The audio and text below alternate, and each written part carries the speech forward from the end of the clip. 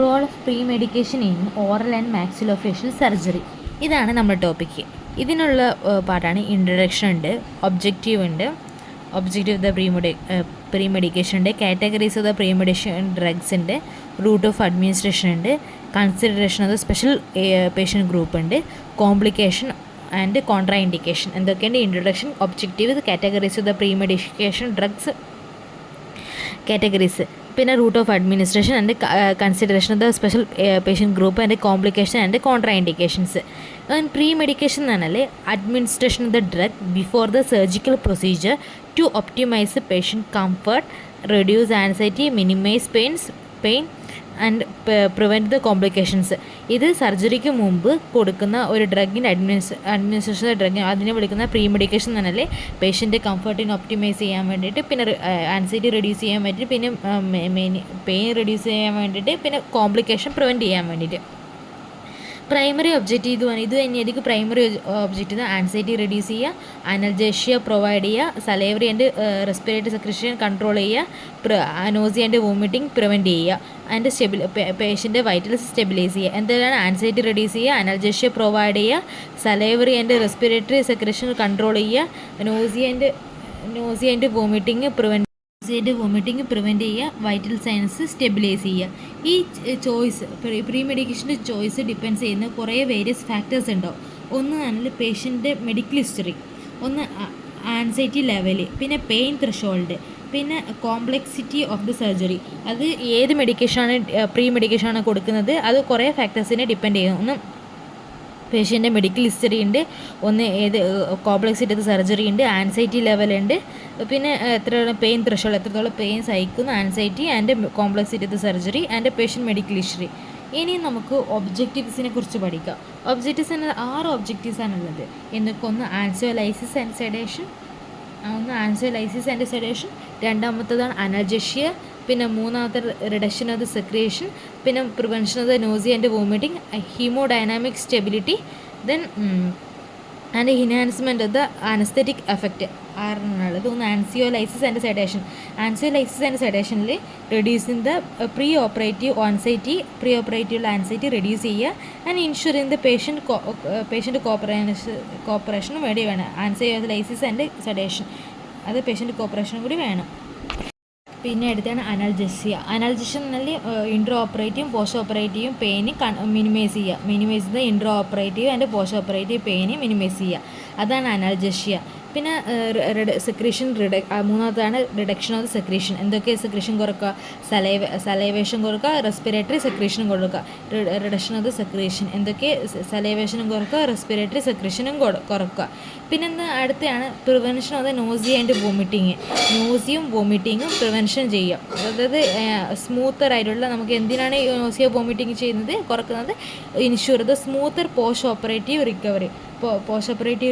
Smooth ചെയ്യാൻ വേണ്ടിയിട്ടാണ് നമ്മൾ നോസിയ ആൻഡ് വോമിറ്റിംഗ് കുറക്കുന്നത്. Hemodynamic stability. എന്താണ് ഹീമോഡൈനാമിക് സ്റ്റെബിലിറ്റി? പേഷ്യൻ്റെ ഹീമോഡൈനാമിക് സ്റ്റെബിലിറ്റി എന്ന് പറഞ്ഞാൽ ബി പിയും ഹാർട്ട് റേറ്റും മാനേജ് ചെയ്യുക. ഫ്ലക്ച്വേഷൻ, ബി പിൻ്റെ ഹാർട്ട് റേറ്റിൻ്റെയും ഫ്ലക്ച്വേഷൻ മാനേജ് ചെയ്യുക ഡ്യൂറിങ് ദ സർജറി. അതാണ് hemodynamics, managing the B P and heart rate fluctuation during the surgery. Enhancement of the anaesthetic effect enhance ചെയ്യുക. എന്തൊക്കെയാണ്? റെഡ്യൂസിങ് ദ ഡോസ് ഓഫ് അനസ്തെറ്റിക്കിൻ്റെ effect enhance ചെയ്യണമെങ്കിൽ അതിൻ്റെ dose anaesthetic agent needed. Reducing the dosage of the anaesthetic effect. എന്തൊക്കെ objective പഠിച്ചു? Anxiolysis and sedation, പിന്നെ analgesia, reduction of the secretion, prevention of the nausea and vomiting and hemodynamic stability, പിന്നെ enhancement of the anaesthetic effect. ഇത്രയൊക്കെയാണ് 6 നമ്മൾ objectives പഠിച്ചത്. Okay, ഇനി നമുക്ക് categories of the premedication ഡ്രഗിൻ്റെ പ്രീ മെഡിക്കേഷൻ ഇതിൻ്റെ കാറ്റഗറീസിനെ കുറിച്ച് പഠിക്കാം. ഒന്ന് ആൻസിയോലൈസിസ് ആൻഡ് സെഡറ്റീവ്. ആൻസിയോലൈസിസ് ആൻഡ് സെഡറ്റീവിന് ഉപയോഗിക്കുന്നതാണ്. ഒന്ന് ബെൻസോഡയാസിപ്പാൻ എന്തൊക്കെയുണ്ട്? ഡയാസിപ്പം, മിഡസോളം, അൽപ്പറാസോളം. എന്തൊക്കെയാണ് അത്? എന്തൊക്കെ ആൻസിയോലൈസിസിന് സഹായിക്കുന്നു? സെഡേഷന്, പിന്നെ അംനേഷ്യ. എന്തൊക്കെ? ഡയാസിപ്പം, മിഡസോളം, ആൽപ്രാസോ provide sedation, anxiolysis and amnesia. പിന്നെ ആൽഫ 2 എഗോണിസ്റ്റേഴ്സ് ആയിരിക്കും ക്ലോനിഡിൻ, ഡെക്സ്മെഡിറ്റോമിഡിൻ, ഡെക്സ്മെഡിറ്റോമിഡിൻ ക്ലോനിഡിൻ ആൻഡ് ഡെക്സ്മെഡിറ്റോമിഡിൻ ആൻസൈറ്റി കുറയ്ക്കുന്ന and stabilise the haemodynamic and anxiety കുറയ്ക്കുന്ന ആൻഡ് ഹീമോഡൈനാമിക് സ്റ്റെബിലൈസ് കുറയ്ക്കുന്ന അതാണ് alpha to agonist. Alpha to agonist എന്ന് പറഞ്ഞാൽ ആൻസൈറ്റി കുറയ്ക്കുന്ന സ്റ്റെബിലൈസ് ക്ലോനിഡിൻ ആൻഡ് ഡെക്സ്മെഡിറ്റോമിഡിൻ. ഇതൊക്കെയാണ് ആൽഫ ടു എഗോണിസ്റ്റിൻ്റെ ഉള്ളത്. ഓക്കെ, ഇനി നമുക്ക് അടുത്തതാണ് അനൽജസിക്സ്. ഈ അനൽജസിക്സിന് സഹായിക്കുന്നതാണ് അനൽജസിക്സ്, നോൺ ഓപ്പോയിഡ് അനൽജസിക്സ് ആൻഡ് ഓപ്പോയിഡ് ഉണ്ട്. നോൺ ഓപ്പോയിഡ് അനൽജസിക്സ് എന്തൊക്കെയുണ്ട്? എക്സാമ്പിൾ പാരസിറ്റമോൾ ഉണ്ട്. പിന്നെ other NSAIDs like and ibuprofen and ketorolac. പിന്നെ അവർ മൈൽഡ് മുതൽ മോഡറേറ്റ് പെയിൻ റിലീഫ് തരുന്നുണ്ട്. അത് NSAIDs like and ibuprofen, ketorolac and paracetamol. പിന്നെ ഓപ്പോയിഡ്സിൽ ഏതൊക്കെയാണ്? Tramadol, morphine, fentanyl. അത് സിവിയർ പെയിനുള്ള കേസിലാണ് ഫെൻറ്റനൈൽ, മോർഫിൻ ആൻഡ് ട്രമഡോളൊക്കെ കൊടുക്കുന്നത്. അത് പക്ഷേങ്കിൽ they will cause respiratory depression risk ഒക്കെ ഉണ്ടാക്കാൻ സാധ്യതയുണ്ട്. ഈ ഓപ്പോയിഡ് ഉപയോഗിക്കുമ്പോൾ റെസ്പിറേറ്ററി ഡിപ്രഷനൊക്കെ ഉണ്ടാക്കാൻ സാധ്യതയുണ്ട്. പിന്നെ അടുത്താണ് ആൻറ്റി കോളിനർജിക്സ് ഡ്രഗ്സ്. ഏതൊക്കെയാണ്? Reduce salivary and bronchial secretion കുറക്കാൻ വേണ്ടിയിട്ടാണ് ആൻറ്റി കോളിനർജിക് ഡ്രഗ്സ് ഉപയോഗിക്കുന്നത്. ഏതൊക്കെയാണ്? അട്രോപ്പിൻ ആൻഡ് ഗ്ലൈക്കോപൊറൈലേറ്റ് ആയിരിക്കും, which reduce the salivary and bronchial secretions ആയിരിക്കും. അത് സർജിക്കൽ വിസിബിലിറ്റി ഇമ്പ്രൂവ് ചെയ്യുന്നു, പ്രിവെൻറ്റിങ് ആസ്പിറേഷൻ പ്രിവെൻറ്റ് ചെയ്യുന്നു. ഇതൊക്കെയാണ് ആസ്പിറേഷൻ പ്രിവെൻറ്റ് ചെയ്യാനും ഇമ്പ്രൂവ് ചെയ്യുന്നത് സെർജിക്കൽ വിസിബിലിറ്റി ആയിരിക്കും അതായത് സെക്രീഷൻ കുറക്കുന്നത്. ഓക്കെ, പിന്നെ അടുത്താണ് ആൻറ്റി എമിറ്റിക്സിന് എക്സാമ്പിളാണ് ഒണ്ടൻസെട്രോൺ, ONDANSETRON, ഓണ്ടൻസെട്രോൺ, മെറ്റോക്ലോപ്രോമൈഡ് ആൻഡ് ഓണ്ടൻസെട്രോൺ. ഇതൊക്കെയാണ് ഉള്ളത്. ഇതെന്തിനാ? ഇത് പ്രിവെൻറ്റ് ദ പോസ്റ്റ് ഓപ്പറേറ്റീവ് ആയിട്ടുള്ള നോസിയ ആൻഡ് വോമിറ്റിംഗ് ഉണ്ടാകുന്നുണ്ട്. അത് സ്മൂത്ത് ആയിട്ടുള്ള പോസ്റ്റ് ഓപ്പറേറ്റീവ് പീരീഡ് വേണ്ടിയിട്ടാണ് നമുക്ക് എന്ത് ചെയ്യുന്നത്? റിക്കവറി വേണ്ടിയിട്ടാണ് നമ്മൾ ഈ ആൻറ്റി എമിറ്റിക്സ് ഉപയോഗിക്കുന്നത്. Ondansetron and metoclopramide. എസ്പെഷ്യലി ഏത് patient opioids and general anaesthesia patient receiving the opioid general anaesthesia പേഷ്യൻ്റാണ് നമ്മൾ ഇത് മെയിനായിട്ട് ചെയ്യുന്നത്. പിന്നെ അടുത്താണ് ആൻറ്റിബയോട്ടിക്സ് എപ്പോഴാണ് കൊടുക്കുന്നത്? ആൻറ്റിബയോട്ടിക്സ് പറഞ്ഞാൽ എന്തെങ്കിലും അമോക്സിസിലിൻ നമുക്ക് കൊടുക്കും, ക്ലിൻഡാമൈസിൻ കൊടുക്കും, മെട്രോണിഡസോൾ. എന്തൊക്കെ? Amoxicillin, clindamycin, metronidazole. ഇത് എപ്പോഴാണ് കൊടുക്കുന്നത്? ഗിവൺ പ്രോഫിലാക്റ്റിക്കലി ആയിരിക്കും, ഇൻഫെക്ഷൻ പ്രിവെൻറ്റ് ചെയ്യാൻ വേണ്ടിയിട്ട്. ഒരു major OMF procedure like orthognathic surgery, implant placement and the trauma കേസസിലൊക്കെയാണ് നമ്മളിത് കൊടുക്കുന്നത്. Given prophylactically prevent main infection, orthognathic surgery, implant placement. ഇനി സ്റ്റിറോയിഡ്സ് കൊടുക്കുന്ന കേസ് ഇതൊക്കെയാണ് dexamethasone, methylprednisolone. Postoperative oedema and trismus and pain. Postoperative oedema, trismus, pain, facial trauma cases like അങ്ങനെയുള്ള അതൊക്കെ reduce ചെയ്യാൻ വേണ്ടിയിട്ടാണ് dexamethasone അല്ലെങ്കിൽ methylprednisolone. Dexamethasone and methylprednisolone കൊടുക്കുന്നത് postoperative oedema കുറക്കാൻ, ട്രിസ്മസ് കുറക്കാൻ, pain and facial trauma കേസസിലൊക്കെ.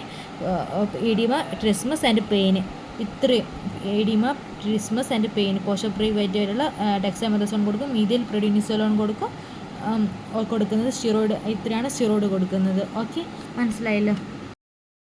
ഇനി route of administration ആയിരിക്കും. റൂട്ട് ഓഫ് ഓറൽ ഉണ്ട്, പിന്നെ IV ഉണ്ട്, IM ഉണ്ട്, പിന്നെ സബ്ലിംഗൽ ഒരു ട്രാൻസ്ഡെർമലായിരിക്കും.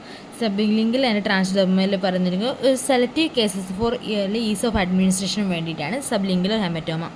IM എന്ന് പറഞ്ഞാൽ ഈ patient unable to oral medication എടുക്കാൻ പറ്റാത്ത കേസിൽ മാത്രമാണ് IM കൊടുക്കുന്നത്. പിന്നെ IV ആണ് ഫാസ്റ്റർ ഓൺസെറ്റ് ആയിരിക്കും ഉണ്ടാവുക. ഇത് ഓറലാണ് മോസ്റ്റ് കോമൺ എൻ്റെ elective procedure like example anxiolysis patient benzodiazepine കൊടുക്കുന്നത് ഓറലി ആയിരിക്കും. ഓക്കെ, ഇതാണ് റൂട്ട് ഓഫ് അഡ്മിനിസ്ട്രേഷൻ പറയുന്നത്. ഇനി കൺസിഡറേഷൻ ഓഫ് സ്പെഷ്യൽ ഗ്രൂപ്പ് പേഷ്യൻറ്റിൽ, ഒരു സ്പെഷ്യൽ ഗ്രൂപ്പ് പേഷ്യൻറ്റിൽ കൺസിഡറേഷൻ വേണം. ഒന്ന് പീഡിയാട്രിക് പേഷ്യൻറ്റിൽ the syrup formation of midazolam and കിറ്റാമിനിൻ്റെ ആൻഡ് മിഡസോളത്തിൻ്റെ സിറപ്പ് ഫോർമുലേഷനാണ് പീഡിയാട്രിക് പേഷ്യൻറ്റിൽ കൊടുക്കുന്നത്. ഒരു ജെറിയാട്രിക് പേഷ്യൻറ്റ് വയസ്സുള്ള പേഷ്യൻറ്റിൽ dosage adjustment required due to altered metabolism altered ആയതുകൊണ്ട് ഡോസേജ് അഡ്ജസ്റ്റ്മെൻറ്റ് ചെയ്യണം. ഒരു മെഡിക്കലി കോംപ്രമൈസ്ഡ് പേഷ്യൻ്റ് അല്ലേ careful selection of the drug to avoid the interaction with existing conditions. നമ്മൾ ഉപയോഗിക്കുന്ന ഒരു selection of the drug കെയർഫുള്ളായിട്ട് select ചെയ്യണം. എന്ത് അവോയ്ഡ് ചെയ്യാൻ വേണ്ടിയിട്ട് എക്സിസ്റ്റിംഗ് കണ്ടീഷനായിട്ട് ഇൻട്രാക്ട് ചെയ്യാൻ സാധ്യതയുണ്ട്. നമുക്ക് എക്സാമ്പിളായിട്ട് NSAID അവോയ്ഡ് റേനൽ ഡിസീസിൽ നമുക്ക് NSAID ഒഴിവാക്കാം. അതിന് റേനൽ ഡിസീസിന് NSAID നമ്മൾ ഒഴിവാക്കേണ്ടതുണ്ട്. അങ്ങനെ ഒരു medical careful selection of the drug to avoid the interaction with existing conditions. ഇനി കോംപ്ലിക്കേഷൻ ആൻഡ് കോൺട്രാ ഇൻഡിക്കേഷൻ. എന്തൊക്കെയാണ് കോംപ്ലിക്കേഷൻ ആൻഡ് കോൺട്രാ ഇൻഡിക്കേഷൻ എന്ന് പറയുന്നത്? ഫസ്റ്റ് ഇതാണ് over sedation and respiratory depression, especially ഏത് പേഷ്യൻറ്റില്ലേ? ഓപ്പോയിഡും ബെൻസോഡയസ്പെയിൻ ഉപയോഗിക്കുന്ന പേഷ്യൻറ്റില്ലേ? റെസ്പിറേറ്ററി ഡിപ്രഷൻ ഓപ്പോയിഡ്സ് ഉപയോഗിക്കുന്ന കേസ് നമ്മൾ പഠിച്ചിട്ടുണ്ട്. അതേപോലെ തന്നെ അതായത് ബെൻസോഡയസ്പെയിനും ഓവർ സെഡേഷനും പിന്നെ അടുത്തത് എന്തൊക്കെ ഉണ്ടാകുന്നു? ഓവർ സെഡേഷൻ ആൻഡ് റെസ്പിറേറ്ററി ഡിപ്രഷനും കൂടാണ്ട് അലർജിക് റിയാക്ഷനും ഗ്യാസ്ട്രോ ഇൻഡസ്ട്രിയൽ ഡിസ്റ്റർബൻസും ഡ്രഗ് ഇൻട്രാക്ഷനും ഉണ്ട്. ഡ്രഗ് ഇൻട്രാക്ഷൻ എവിടെയാണ് കാണപ്പെടുന്നത്? എസ്പെഷ്യലി പേഷ്യൻ്റ് ഓൺ മൾട്ടിപ്പിൾ മെഡിക്കേഷനുള്ള പേഷ്യൻറ്റിൽ അതിൻ്റെ ഡ്രഗ് ഇൻട്രാക്ഷൻ കാണുന്നുണ്ട്. അതേപോലെ തന്നെ ഗ്യാസ്ട്രോ ഇൻഡസ്ട്രിയൽ ഡിസ്റ്റർബൻസ് ഉണ്ടാകുന്നത് NSAIDയും അതിൻ്റെ സ്റ്റിറോയിഡ്സും NSAID ഉപയോഗിക്കുന്ന പേഷ്യൻറ്റിൽ ഗ്യാസ്ട്രോ ഇൻഡസ്ട്രിയൽ ഡിസ്റ്റർബൻസ് ഉണ്ടാകുന്നുണ്ട്.